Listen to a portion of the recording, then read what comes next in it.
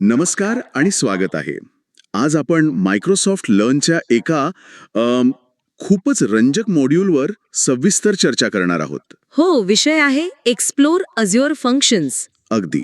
आणि हे सत्र आपण अशा लोकांसाठी डिझाईन केलंय ज्यांना याबद्दल अक्षरशः काहीही माहिती नाही. बरोबर. आपला उद्देश आहे सर्व्हरलेस या शब्दाची भीती घालवणे. हो, कारण हा शब्द ऐकून अनेकांना वाटतं की यात सर्व्हरच नसतात. पण तसं नाहीये की नाही. अजिबात नाही. हे अगदी वायरलेस चार्जर सारखं आहे. नाव वायरलेस, पण कुठेतरी वायर असतेच. हां, बरोबर.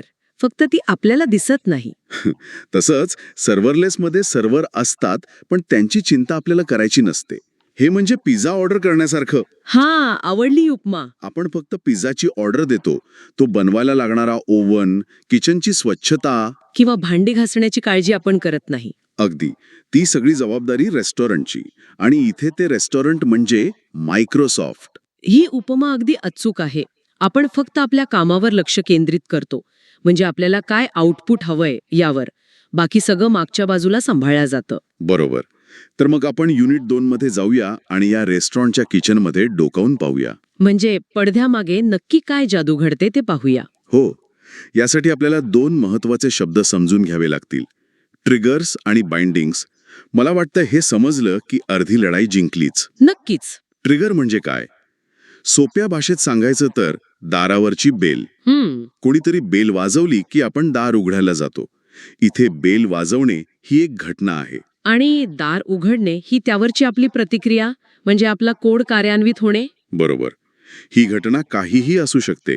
डेटाबेसमध्ये नवीन नोंद होणे, कोणीतरी मेसेज पाठवणे किंवा अगदी ठराविक वेळेला अलार्म वाजणे.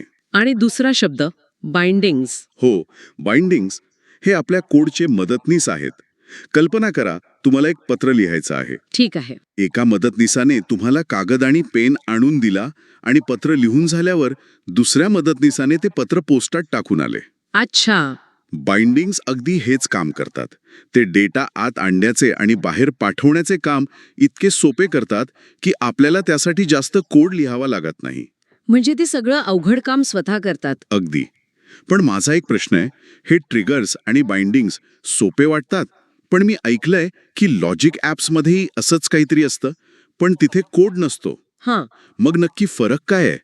आपण कोड कधी वापरायचा आणि तो ग्राफिकल डिझायनर कधी? खूप चांगला प्रश्न आहे.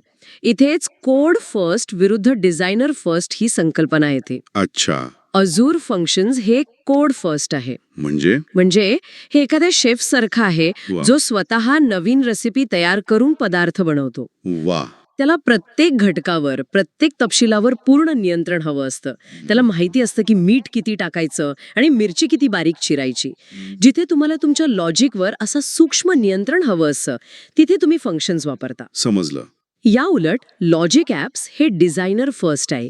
इथे कोड लिहिण्याऐवजी आपण एका ग्राफिकल इंटरफेसवर आधीपासून तयार असलेले ब्लॉक्स जोडून आपला वर्कफ्लो तयार करतो. म्हणजे लेगो ब्लॉक्स जोडून काहीतरी बनवण्यासारखं. अगदी बरोबर.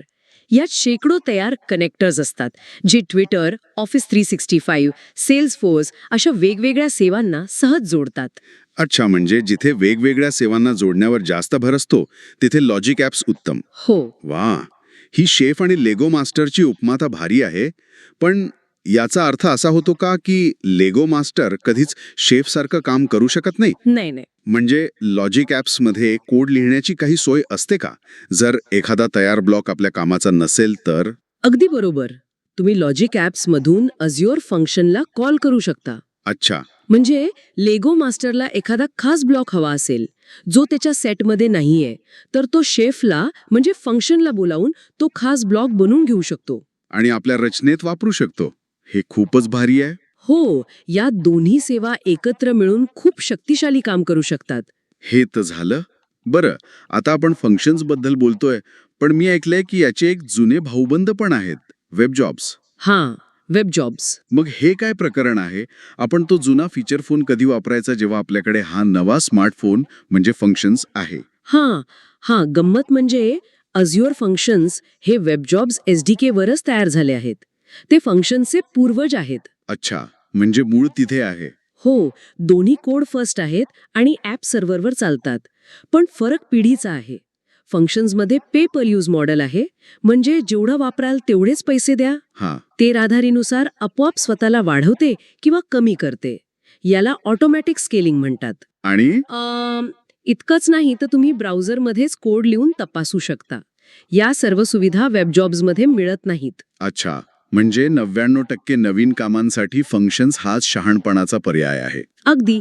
वेब जॉब्स तेव्हाच वापरले जातात जेव्हा तुमच्याकडे आधीपासूनच एखादं ॲप सर्व्हिस प्लॅन चालू आहे आणि तुम्हाला त्याच प्लॅनमध्ये एखादं छोटं बॅकग्राऊंड काम करायचंय. समजलं.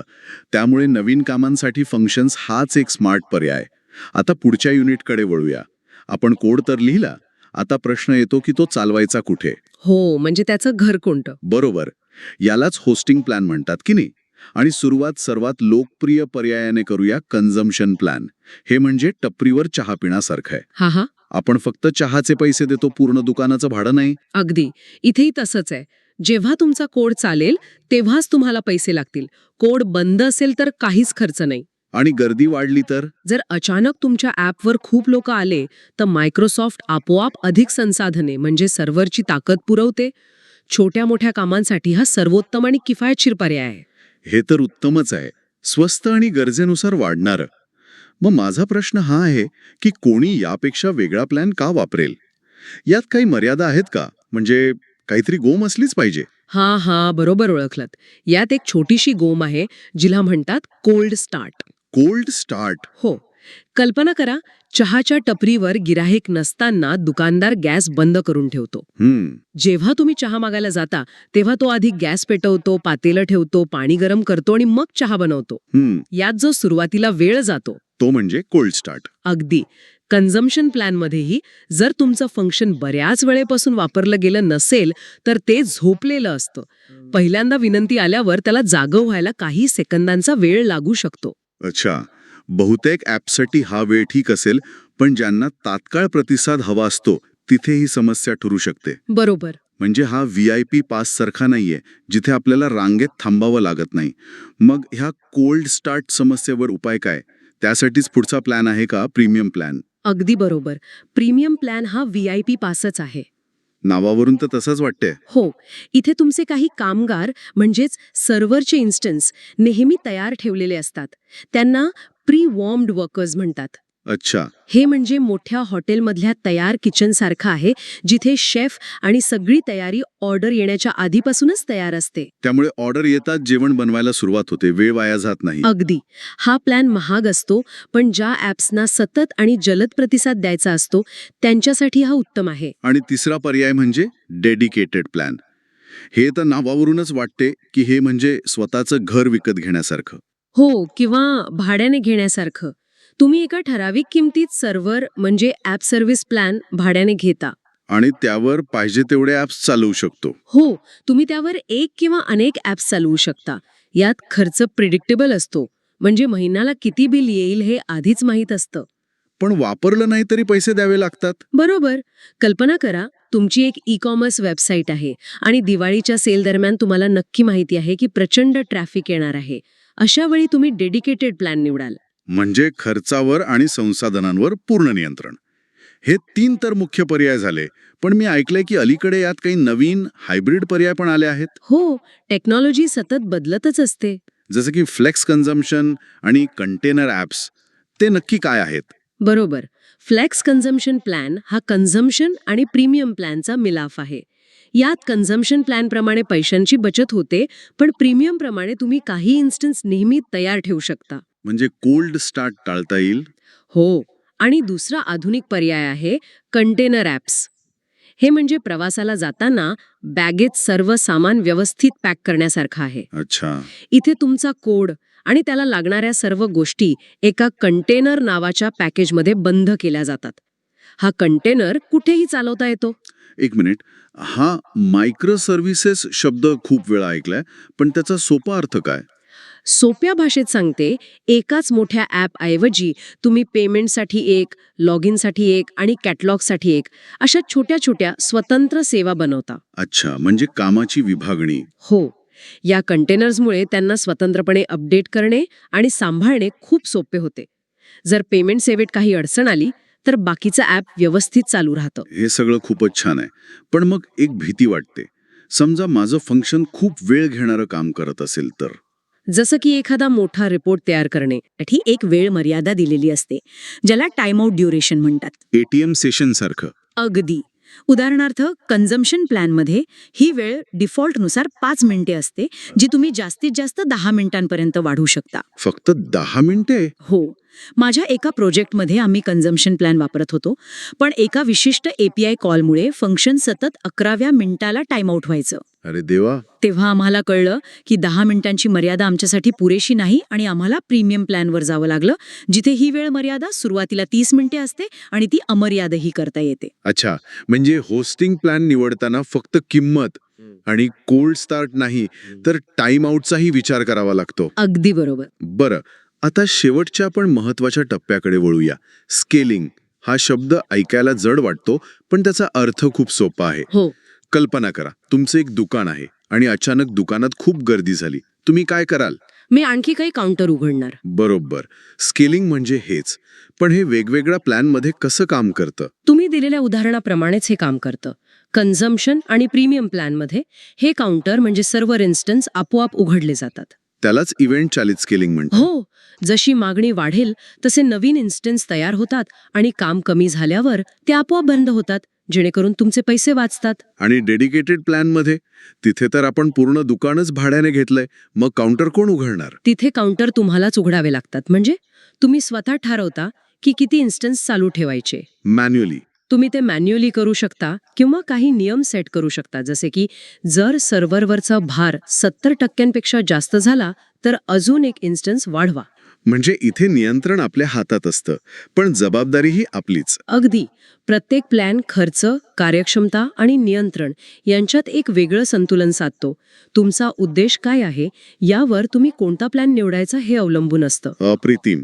मला वाटतं आता हे चित्र पूर्णपणे स्पष्ट झालंय. चला तर मग आजच्या चर्चेचा थोडक्यात आढावा घेऊया.